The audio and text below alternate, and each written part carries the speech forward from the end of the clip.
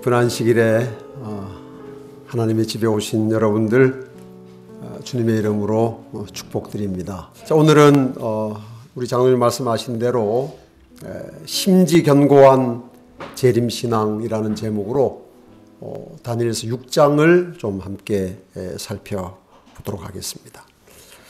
다니엘서 6장 사건이 일어날 때 다니엘은 80세가 넘은 굉장히 나이가 많은 할아버지였습니다. 여기 제가 다니엘서의 사건 연대를 간략하게 정리를 했는데요. 첫날에 말씀드린 예루살렘 1차 함락 당시가 기원전 605년이었고 대략 그때 다니엘의 나이가 18살이었을 것으로 생각합니다. 3년 후에 이제 느부갓네살의 신상 꿈을 해석하고 그가 바벨론의 총리가 되었을 때 놀랍게도 나이가 그저 20살, 21살 아주 청년이었습니다. 그 다음에 두라 평지에 신상이 세워지고 풀무불 사건이 있을 때가 기원전 594년으로 그때 다니엘의 나이는 29살이었을 것으로 생각하지만 그때 정확하게 다니엘이 바벨론의 총리의 직임을 수행하고 있었는지는 확인할 길이 없습니다. 기원전 586년에 예루살렘이 멸망하죠. 3차 침공으로. 그때 다니엘의 나이는 36살이었고 그 다음에 다니엘서 4장에 기록된 느부갓네살이 그 큰 나무의 꿈을 꾸지 않습니까? 그때의 다니엘의 나이는 대략 45살. 그리고 바벨론이 멸망할 때 기원전 539년 다니엘 5장에 기록된 그 사건일 때 다니엘은 84세였습니다.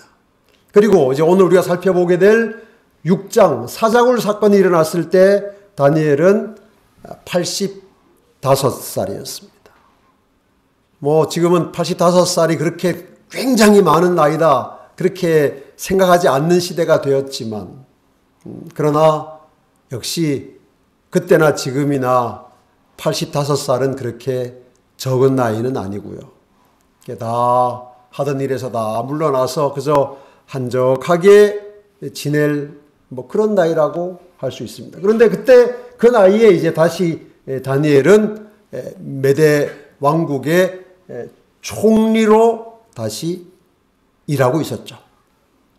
다니엘이 바벨론의 포로로 끌려와서 다니엘 6장 사자굴 사건이 있기까지 약 70년의 세월이 흘렀습니다.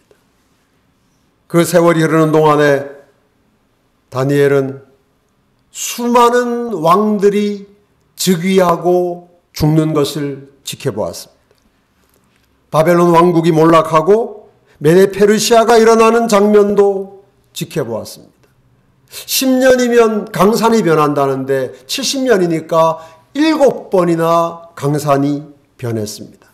모든 것이 변했습니다. 그런데 변하지 않은 것이 있었습니다. 다니엘을 향한 하나님의 신실하심 변함이 없었고 하나님을 향한 다니엘의 신실함도 변하지 않았습니다. 조국이 망해도 포로가 되어도 총리가 되어도 자리에서 물러나도 세상의 주목을 한껏 받아도 그리고 완전히 잊혀져도 젊은 시절에도 노년에도 한결같이 변함없는 다니엘은 마지막 시대를 살아가는 우리 재림 성도들의 모델이 되어야 할 것입니다. 이러한 다니엘의 생애를 묵상해 볼 때 떠오르는 말씀이 이사야 26장 3절입니다. 주께서 심지가 견고한 자를 평강의 평강으로 지키시리니 이는 그가 주를 의뢰함이니이다. 다니엘이 제 생각에는 틀림없이 이 말씀을 알고 있었을 것이라고 생각합니다.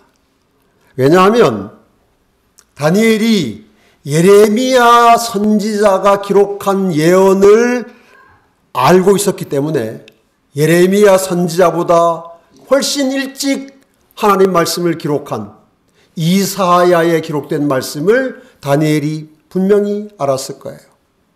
소용돌이 치는 역사의 한가운데서 다니엘은 이사야가 말한 심지가 견고한 사람으로 평생을 살았습니다. 심지가 견고한 사람. 여기에서 심지는 뭘 말할까요? 마음, 심이고 뜻입니다. 우리가 첫 시간에 다니엘은 뜻을 정하여 살펴보았잖아요. 다니엘은 뜻을 정하고 일평생 그 뜻을 지키는 삶을 살아온 것입니다. 심지가 견고한 사람. 이 심지가 견고한 사람을 요즘 우리가 읽기 쉽게 번역한 많은 성경 번역에서는 한결같은 마음을 가진 사람, 그렇게 번역합니다. 한결같은 마음을 가진 사람. 변하지 않는 사람이죠. 어떤 신학자는 한 방향으로 오랫동안 순종한 사람이다. 이렇게 표현했습니다. 이 다니엘의 생애를 살펴볼 때 다니엘이 정말 위대한 그리스도인인 까닭은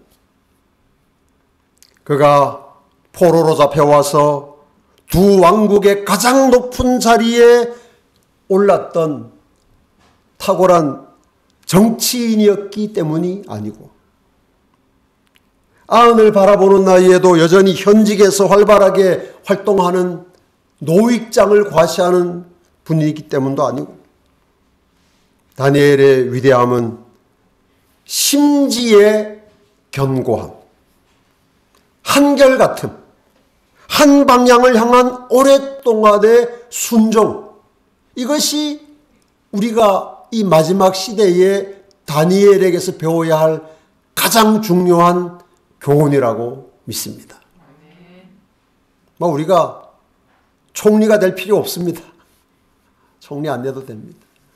80살, 90살까지 일해서 돈 많이 벌고 월급 못 받아도 괜찮습니다. 그건 우리가 추구할 바가 아닙니다.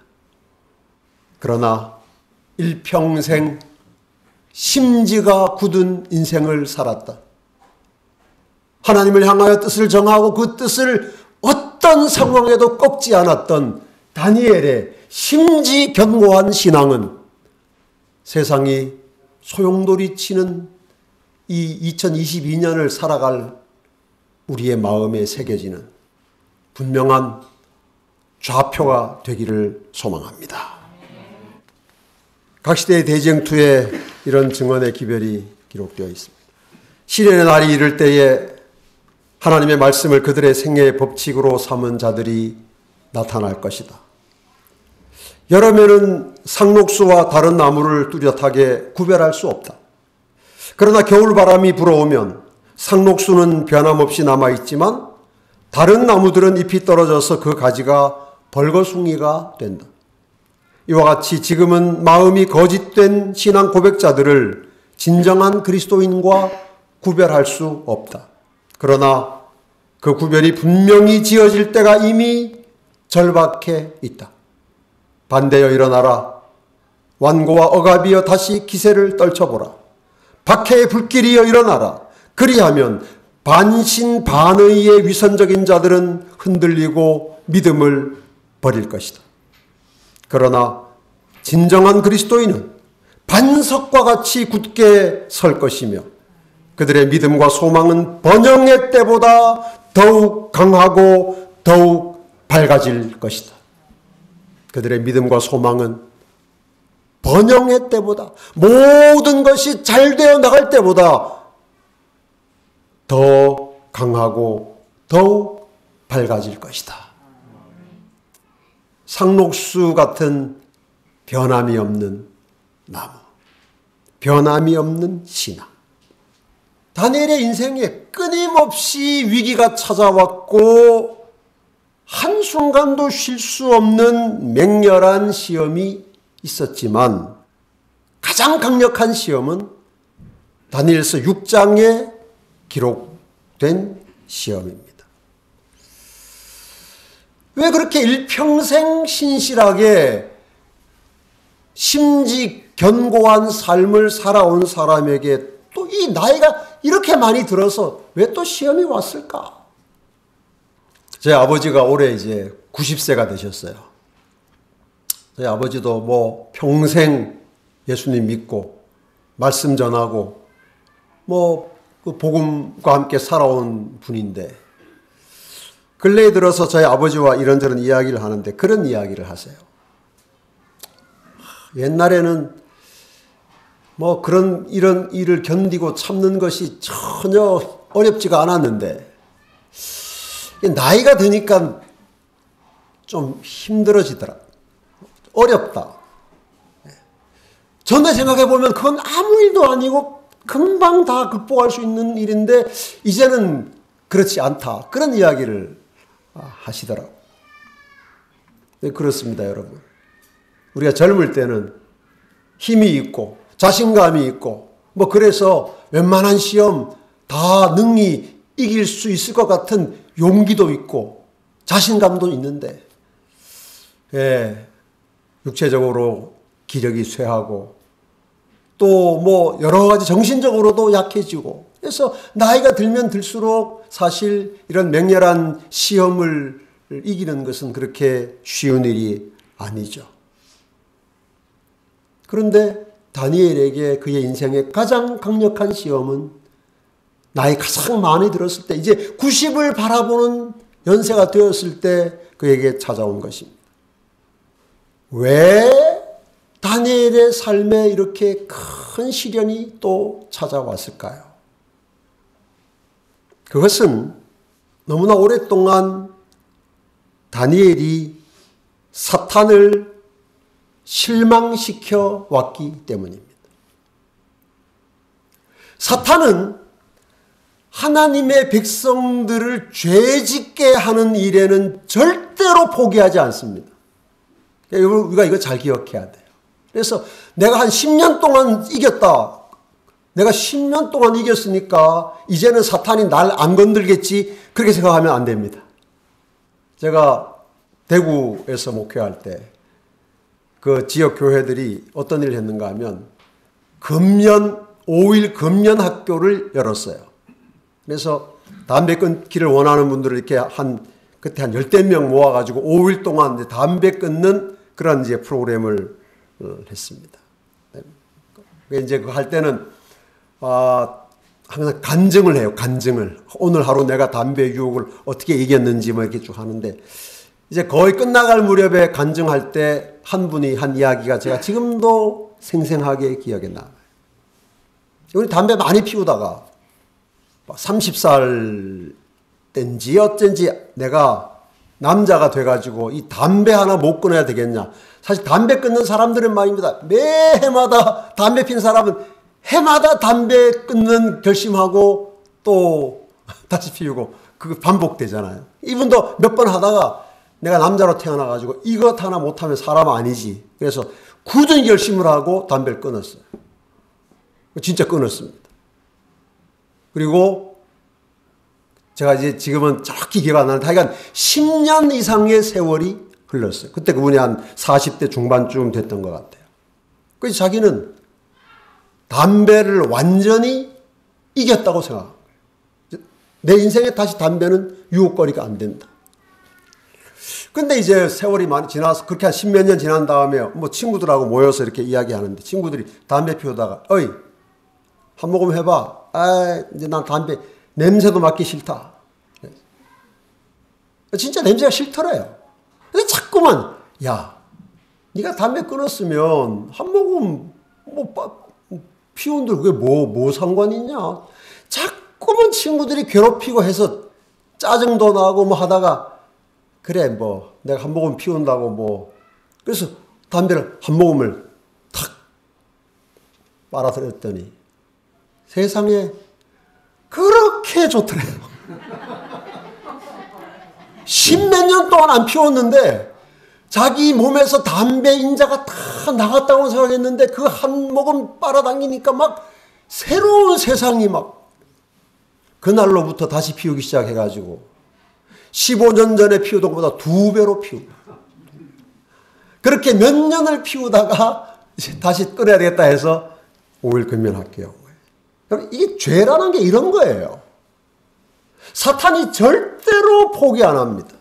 그러니까 우리가 하나님 백성으로 살면서 이젠 됐다, 내 이겼다, 이제 사탄이 나 못 건들다 그러면 정말 큰일 납니다. 절대 사탄은 하나님 백성들이 죄 안 짓고 싸우는 살아가는 삶을 그런 꼴을 못 봐요. 끝까지 유혹한 끝까지. 여러분 다니엘이 바벨론에 와서 70년 동안 죄와 싸워 승리하는 삶을 사는 걸 사탄이 날마다 봤잖아요. 그러면 포기할 만하잖아요. 아유, 얘는 안 되겠다, 얘는. 차라리 얘 유혹하는 시간에 다른 사람 유혹하는 게 낫겠다. 그럴 법도 한데 사탄은 포기하지 않아. 그게 다니엘서 6장입니다. 만약에 70년 동안 바벨론에서 살아오면서 다니엘이 뭐 보통 사람입니까? 국무총리 높은 자리에 있었던 사람이잖아요. 그런 자리에 있으면 사람들이 알아서 뭡니까? 알아서 뇌물을 갖다 바치잖아요. 알아서. 달라고 안 해도 돼요. 그냥 가만히 있으면 갖다 준다고요.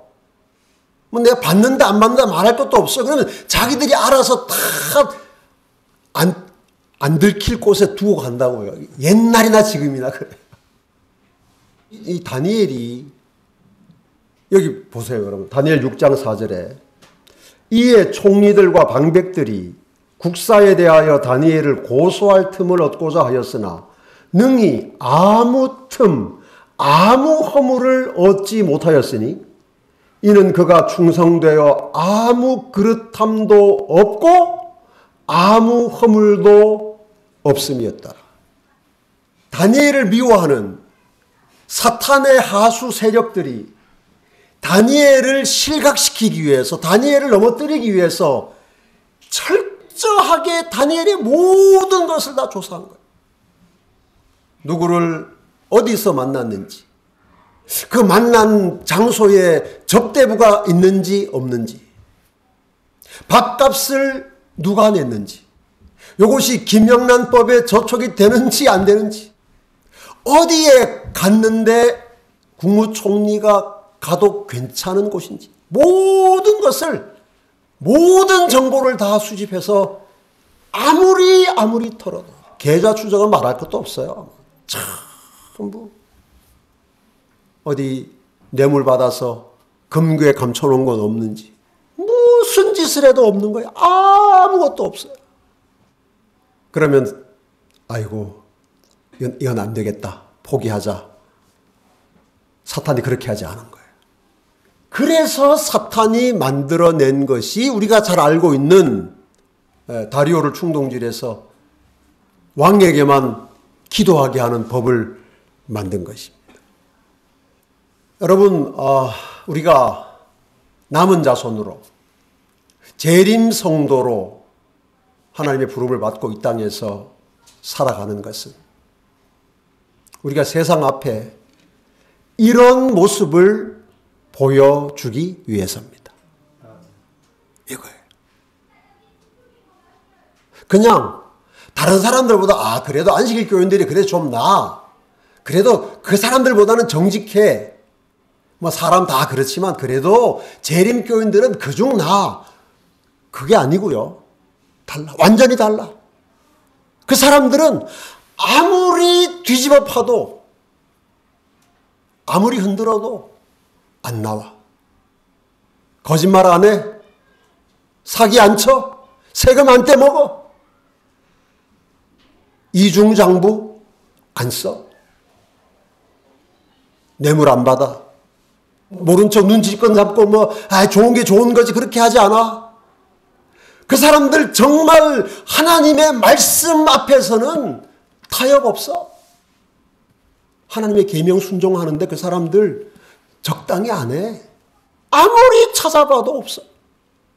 이것을 견디지 못한 사탄이 다니엘을 죽이거나 죽지 않으려면 하나님의 계명에 불순종하거나 할 수밖에 없는 막다른 골목으로 외통수의 길로 다니엘을 몰고 간 것입니다.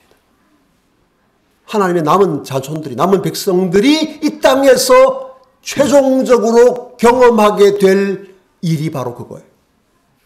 다니엘 6장 5절 그 사람들이 가로되 이 다니엘은 그 하나님의 율법에 대하여 그 틈을 얻지 못하면 그를 고소할 수 없으리라 하고.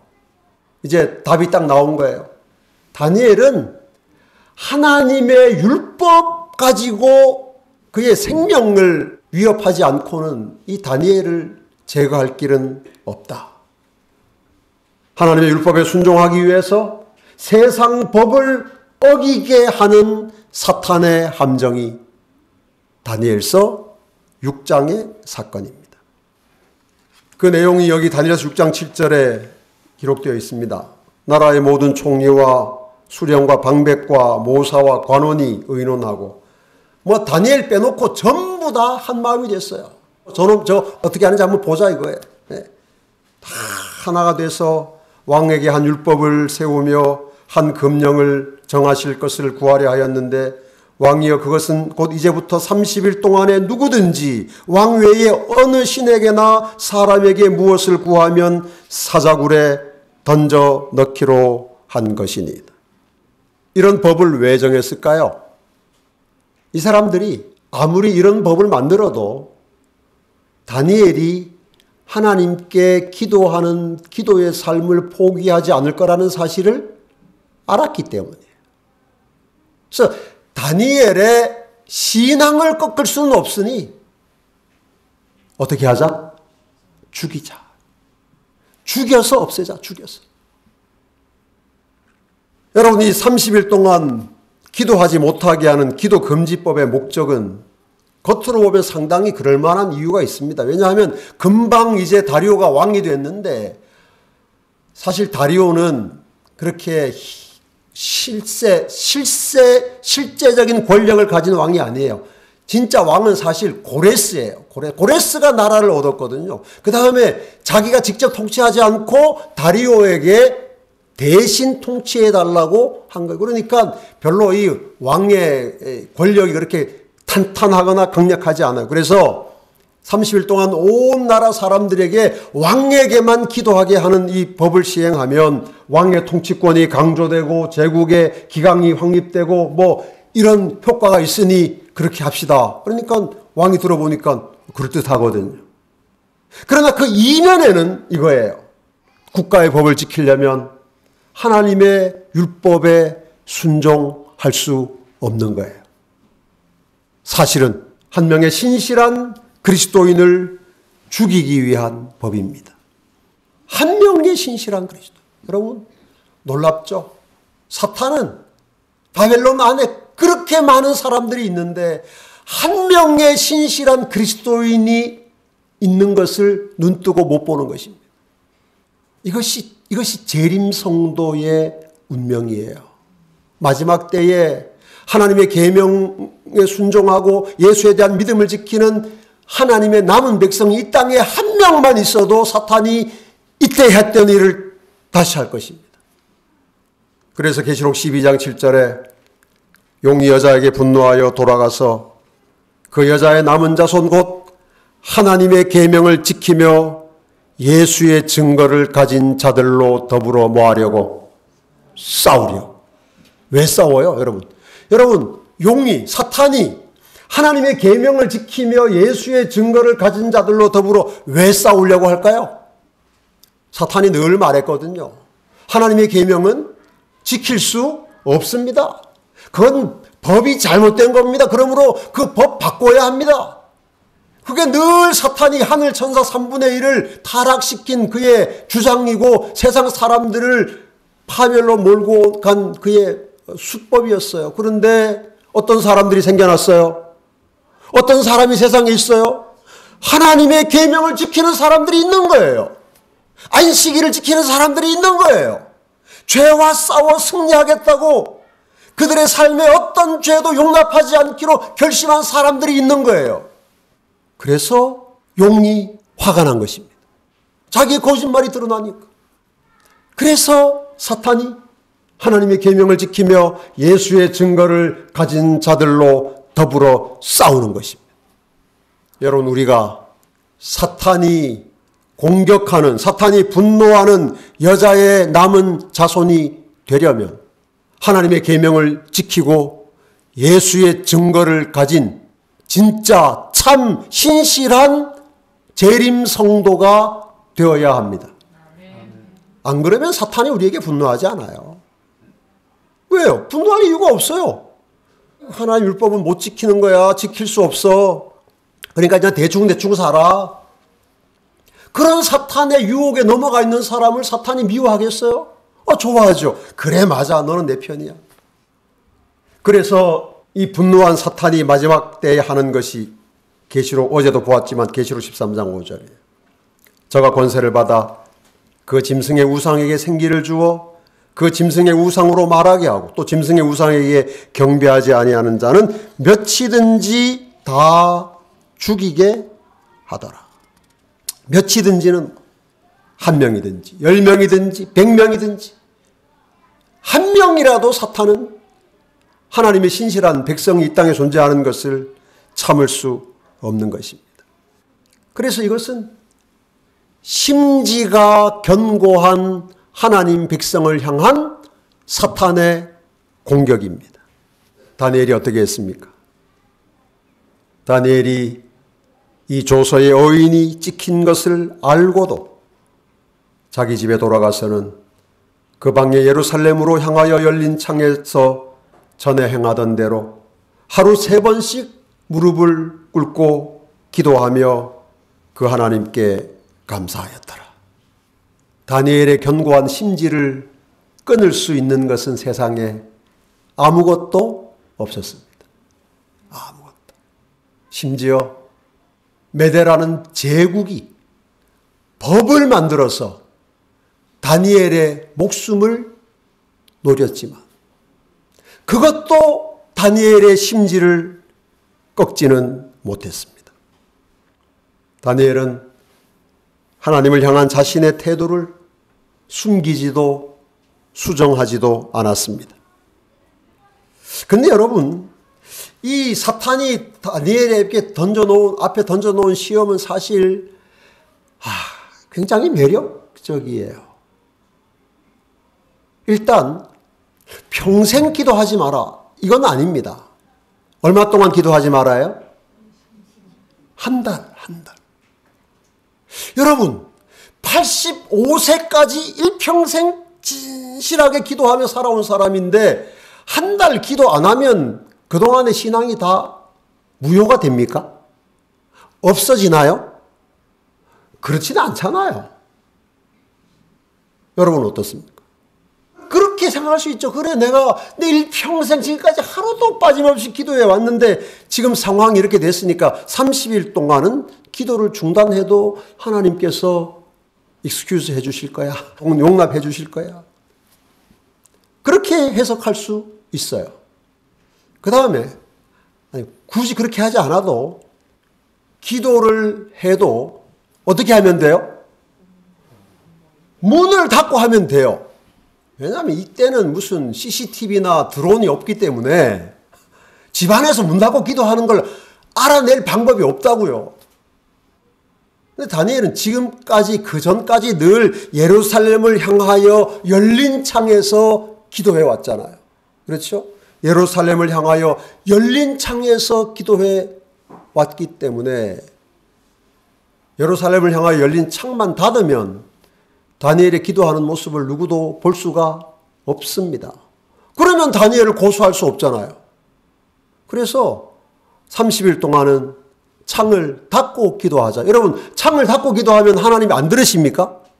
창 닫고 기도하면 기도의 효력이 없어요? 그렇지 않아요.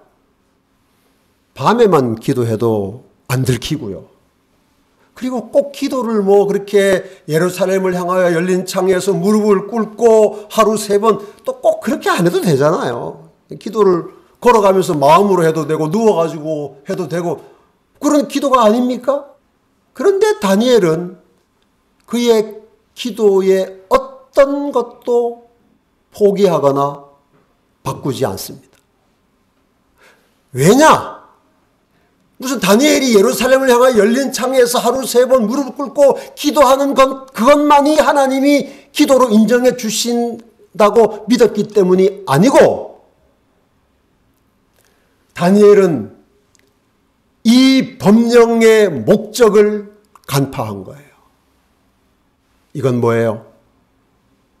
사탄이 다니엘에게 내놓은 유혹은 너의 신앙의 표준을 낮추라는 거예요. 기도의 방법을 바꾸라는 것이 아니고 표준을 잠깐 동안만 낮춰라. 30일 동안. 30일 동안만 네 신앙의 표준을 조금 낮춰라. 지금까지 네가 완전하게 헌신하고 봉사하고 충성하고 해왔지 않냐? 잘했다. 정말 훌륭하다. 그러니 이 상황이 어려운 상황이 지나갈 때까지 잠깐 동안만 신앙의 표준을 낮추면 살 수 있다. 목숨도 건지고 신앙생활도 할 수 있으니 신앙의 표준을 낮추라는 것. 여기 선지자 왕에 이렇게 기록되어 있습니다. 다니엘은 금령을 만드는 그들의 악의에 찬 의도를 재빨리 알았으나 조금도 그의 행동을 바꾸지 아니하였다. 이 시험이 신앙의 표준을 낮추라는 사탄의 강력한 유혹이라는 사실을 알았기 때문입니다. 그에게 기도가 가장 필요되는 지금에 왜 그가 기도하기를 멈출 것인가? 차라리 그는 생명 그 자체를 버릴지언정 하나님의 도우심에 대한 그의 소망을 버리고자 하지 아니하였다. 그는 침착하게 방백들의 수령으로서의 의무를 수행하였고 기도의 시간에는 그의 방에 들어가 평상시의 규례를 따라 예루살렘을 향하여 열린 창문에서 하늘의 하나님께 그 소원을 아뢰었다. 그는 자신의 행동을 감추려고 노력하지 아니하였다. 그는 그가 하나님께 충성하는 결과가 어떻게 될지를 잘 알고 있으면서도 동요하지 않았다. 그를 멸하려고 음모를 꾸미고 있는 자들 앞에서 그는 하늘과 자기의 관계가 단절된 것처럼 보이는 것조차 허락하지 아니하였다. 왕이 명령할 수 있는 권한을 가진 모든 사항에 대해서 그는 기꺼이 순종할 것이었다. 그러나 왕도 그의 금령도 그를 만왕의 왕에 대한 충성의 길에서 벗어나게 할 수는 없었다. 2022년에도 다니엘에게 찾아왔던 사탄은 우리에게 와서 유혹할 것입니다. 너 잘 믿었다. 인정한다. 훌륭하다. 그런데 이번에는 네 신앙의 표준을 조금만 낮춰도 괜찮다. 이 힘든 일 해결될 때까지 잠깐 동안 쉬어도 된다. 잠깐 동안 예배당 안 나가도 괜찮고 안식일 안 지켜도 야, 하나님 다 이해하신다. 여러분, 사탄이 우리에게 하나님 믿지 마라. 성경 읽지 마라. 기도 드리지 마라. 죽을 때까지. 그런 유혹하면 여러분 넘어가시겠어요? 제 생각에 그런 유혹에 넘어갈 재림교회는 저는 없을 거라고 생각해요. 사탄은 그런 유혹은 안 합니다. 그런 유혹을 할 정도로 사탄은 바보가 아니에요. 언제나 사탄의 유혹은 그거예요. 표준을 조금 낮춰라. 조금. 그렇게까지 철저히 안 해도 된다. 하나님이 그렇게 사랑이 크신데 네가 그렇게 한다고 하나님이 괜찮다.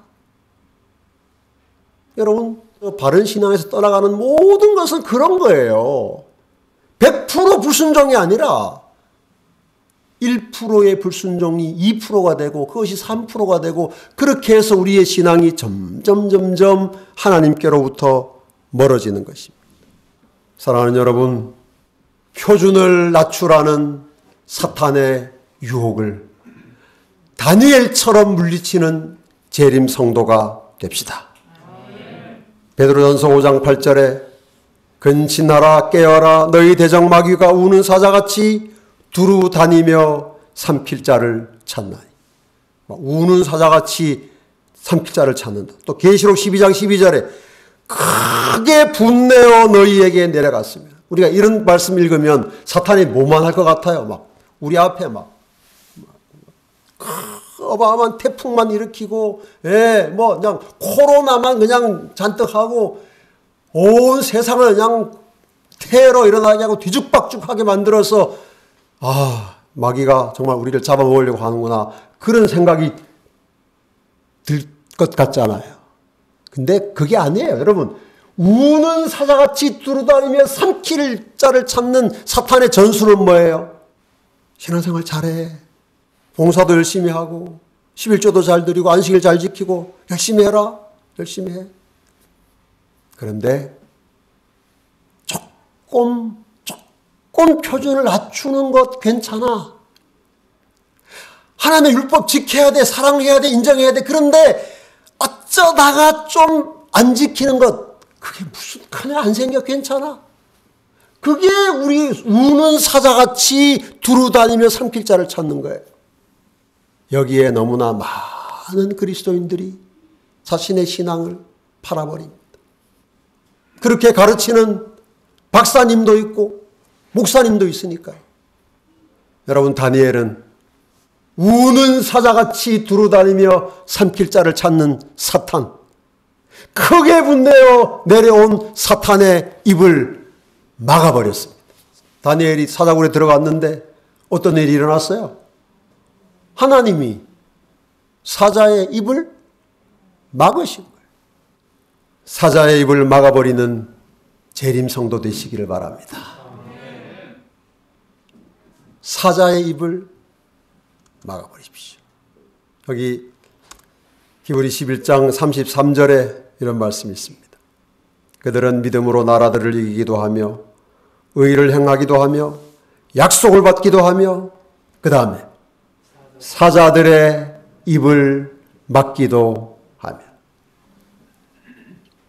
2022년에 믿음으로 사자들의 입을 막으시기를 바랍니다.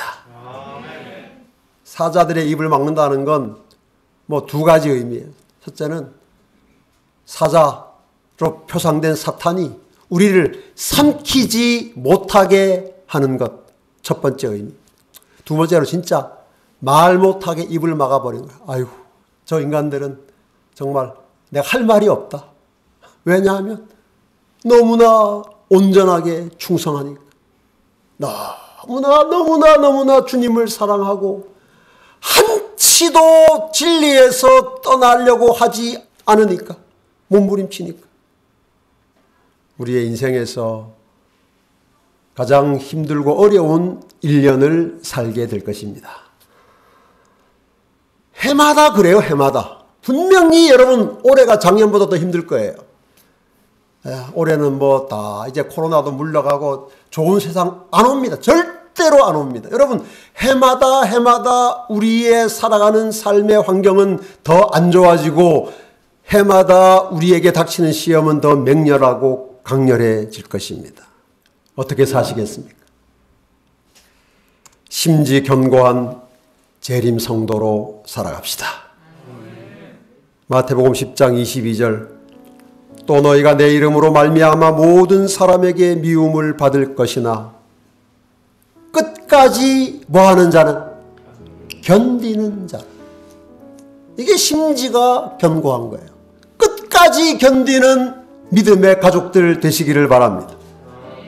계시록 14장 12절, 성도들의 무엇이 여기 있나니? 인내가 여기 있나니. 성도들의 인내가 있는 교회가 되기를 바랍니다. 사탄이 어떤 시험으로 우리를 흔들어도 인내하는 거예요. 믿음에 인내하고 사랑에 인내하고 충성에 인내하고 소망에 인내하고 신앙생활에서 가장 중요한 덕목은 참는 겁니다. 참는 거예요. 인내만 하면 성공합니다. 인내만 하면. 끝까지 견디기만 하면 구원을 얻습니다.